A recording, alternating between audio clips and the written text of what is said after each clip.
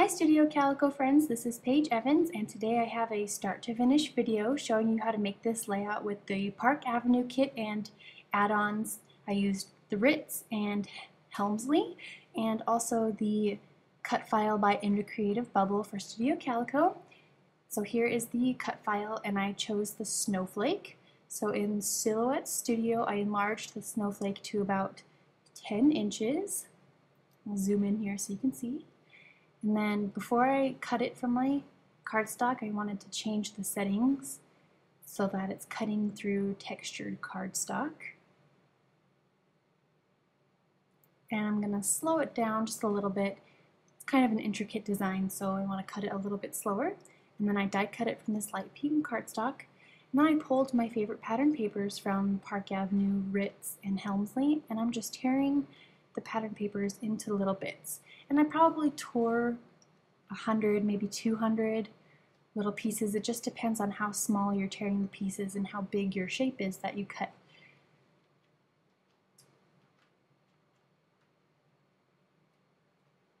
Just tearing little bits of paper. I like the white edge, so I'm making sure that I'm tearing so that you can see more of the white edge.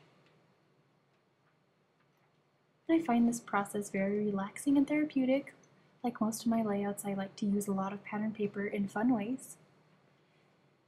And then once you have all the pieces of paper torn, take a picture for Instagram. And then grab some white cardstock as the base and lightly trace the die cut cardstock on top. This is so you'll know where to place adhesive. And you don't need to watch all that, it's pretty basic and simple, just tracing the snowflake. Done. And then using some super sticky double-sided tape, the wider the better so that the process goes a little bit faster. You might also try using spray adhesive. I haven't used spray adhesive in a few years, so I don't know how strong it can be. Just use your favorite kind of adhesive and place it over your traced snowflake. Once it's all covered, you can peel off the papers, or maybe if you didn't use this kind of adhesive, you can go right on ahead and start placing your pattern paper pieces. But here is my adhesive covered snowflake. And now we just start placing the pattern papers on top of the adhesive inside the drawn snowflake lines. So I liked to place a whole bunch of different patterns all around so there's not like two of the same paper right next to each other. That would also be a fun technique though, to place one, like maybe a group of 6 torn pieces of paper by each other.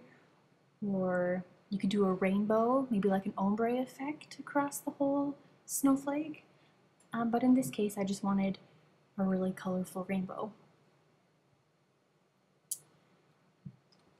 So I think this whole process of putting the papers on the snowflake took about 10 minutes. So I know my layouts kind of look complicated at times, but honestly, here you're going to watch my whole process, and I've sped it up a little bit. So this is what, a minute and a half sped up, but it only took about 10 minutes to place all these pieces of paper. And I was able to record this whole video during my kids' naps, so that's great. I call that a success when I can make a layout during my kids' naps. So here we go, just placing all these pieces of paper until the entire snowflake is covered up. And I only had a few pieces left over, so that was good guesstimating.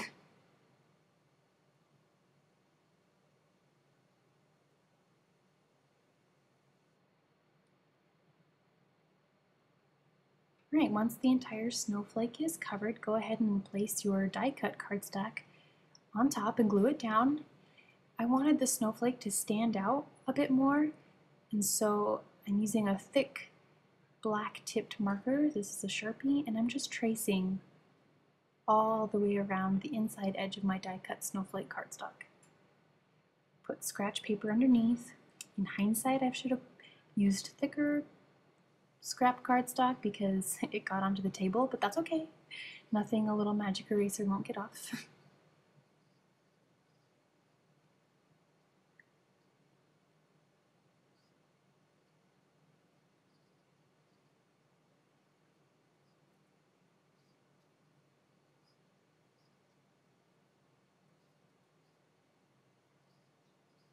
Okay, and once the entire snowflake is traced, you can go ahead and fix any splotches or places that you missed and adhere it right on top. So my main focal point of the layout is finished, and from here just comes the fun part of layering and embellishing with some fun supplies from all of the kits. Before I glue anything down, I like to just place embellishments where I think they want to go, and then once everything is in place, that's when I glue it all down. So I got some chipboard stars, some cork snowflakes, wood veneer title and die cut title, a few of the printables, and I just created a visual triangle of embellishments. And then I glued everything down. This isn't the exact placement, but I just wanted to show you that I layer before gluing. So here's the completed layout, and I hope you learned a fun paper piecing technique and that you can use the Park Avenue kits with a wintry theme. Have a good day. See you next time.